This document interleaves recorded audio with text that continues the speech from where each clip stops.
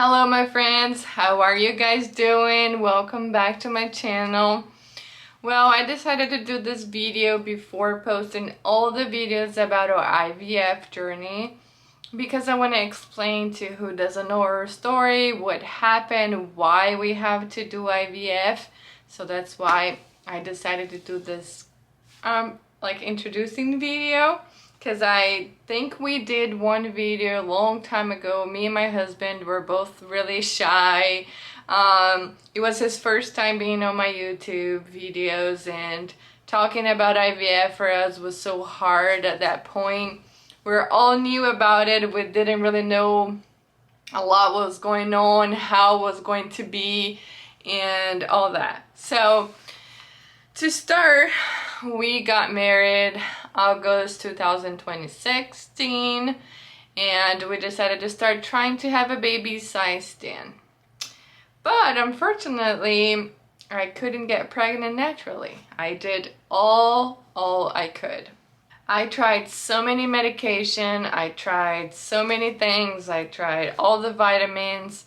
We also try like getting upside down, after sex to make sure, the sperm will find the right way.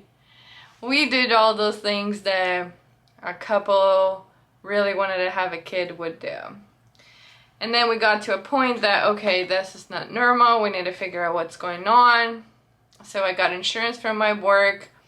I'm gonna start to doing all those tests.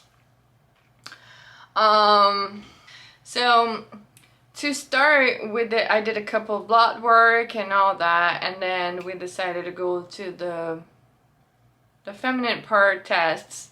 And then I don't really know the name of the test. I was trying to find out, but I don't really remember the name.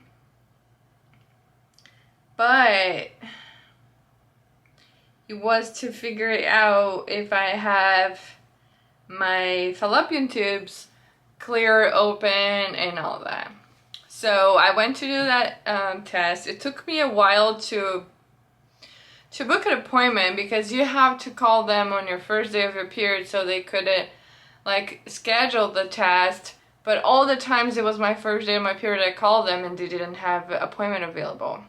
So one day I got really upset at them and I told them, like, how do you guys want me to do this test? If you want me to wait until my first day of my period and then I call you on my first day of my period, you say you have no scheduled appointment, no time available to do it. Until they figure out one day that I could go and do it. And right away when I saw on the screen, I knew my fallopian tubes were blocked. I knew right away. So he already told me right away. He said, I need you to wait for your doctor to give you a better explanation, but yes, your both tubes are blocked. The liquid didn't came out, and they're swollen. So let's explain who doesn't understand what happened here. To get pregnant, the egg need to drop from your ovary, go to your fallopian tube, meet the sperm, and then turn into an embryo and go to your uterus. That's how a normal way pregnancy would work. So my pregnancy wasn't working. I wasn't getting pregnant because my eggs couldn't get to the fallopian tube because my fallopian tubes are blocked. The problem I have, it called Hydrosalpinx. I'm gonna put the name here because I know the name is really weird, but I'm gonna put the name here. The name is Hydrosalpinx. So with that, they told me the only way to me to get pregnant was doing IVF, and then my word just dropped in my head. It was really hard to me to hear that, and it was really upsetting because it's really expensive and my insurance didn't cover at that time. So after that being said, they sent me to a doctor to remove my both tubes. We went to a doctor and then he told me, look, we need to do surgery to remove your both tubes and then we will process with the IVF. I went to the surgery and come on, say hi there. Say hi. hello, I'm here, I want my mom's attention. I just got back from work, so she's like, give me attention.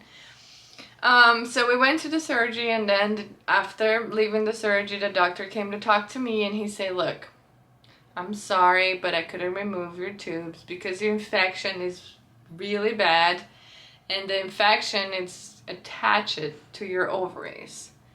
So to remove your tubes, I had to remove your ovaries. And I couldn't do that because you want to do IVF. So what I did is I block both tubes. This way the infection won't go to your uterus. Because the infection I have, the Hydrosalpinx, can also make you a miscarriage if you get pregnant. So blocking it, he thinks it will, not letting the infection make you a miscarriage or pregnancy. That being said, we're okay, let's do the IVF then. We start thinking how we're gonna do because it was a lot of money, and then I posted my story somewhere, and then the girl just came and talked to me, and she said, hey, I know a clinic. Well, I'm gonna tell you guys because I have the name of the clinic on my last IVF videos, and it's in Portuguese, but you guys can go and check it out if you want. But it's CNI.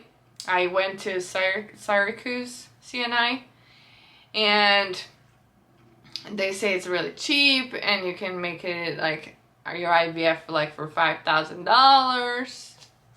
And okay, let's do it. But we spent like $9,000, almost $10,000, because all the tickets, because you need to book a ticket right up like 2 days before. It was super expensive. So we did the first IVF. We got 9 eggs, 7 mature.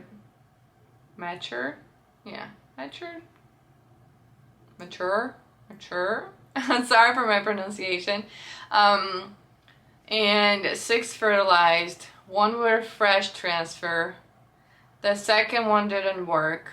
It was a frozen transfer. So the first fresh transfer didn't work. The second transfer ended up on being chemical pregnancy.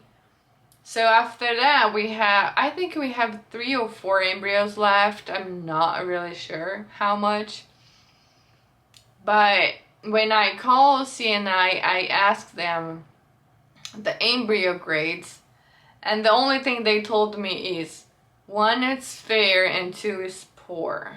So I think it's 3 left. I'm not sure. I don't really remember anymore. So yes, they told me that it was fair and poor.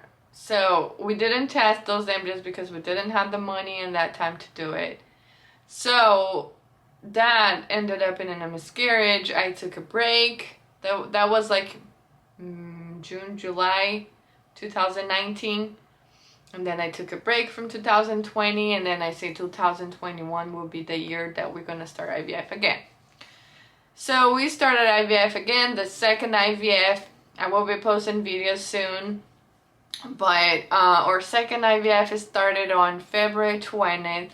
We start the injections, and I'm gonna post a video talking about my egg retrieval day by day, like what happened, how many follicles, how many eggs and all that. So it's not an easy journey, and you need to really choose the right clinic to do it. Now we decided to do with the clinic in Tampa that's really close to our house. Well, I live in St. Petersburg, Florida. So for me to go to CNI was really hard because I have to fly there. It was not really easy communication with them. I felt lost and alone for a long time doing IVF, doing the shots, and it was so frustrating because I have to do monitoring in a clinic here. So I went to the monitoring, they did the ultrasound, and then they did the blood work, and then after all this is done, they send it to CNI, and then CNI will look at it, and then they will call you. That is all the end of the day, and sometimes the day after. You have no clue, no idea what's going on. So I felt really lost, and I think if they took like a better close for my case, they wouldn't know like how many medications. I don't really remember what was the medication when I started, but I think it was 75 Menopur and 200 or 225 Gonal. And now this time we did, I think, 75 Menopur and 300 Gonal, and then we changed Menopur a few days later. I will talk to you about that in the next video about the egg retrieval. But I just want to do this video as an update, as a, like, hey, hello, why you guys doing IVF, so you guys don't feel lost. I know I have a lot of videos in Portuguese. What's that, baby girl? You're such a good girl. Yes, you are. I know I have a lot of Portuguese videos, but I'm gonna leave it down here, the playlist with only English videos, so you guys can check it out and see it about the IVF. I'm also gonna leave the video, the first video that me and my husband we did it. What else? So if you wanna subscribe, please subscribe to my channel. Please like the video if you like all this information about my personal life, about my IVF and fertility, about my infertility problems and my IVF. So I hope this will all be helpful. But I decided to post this videos because you guys have no idea how many videos I have been watching lately.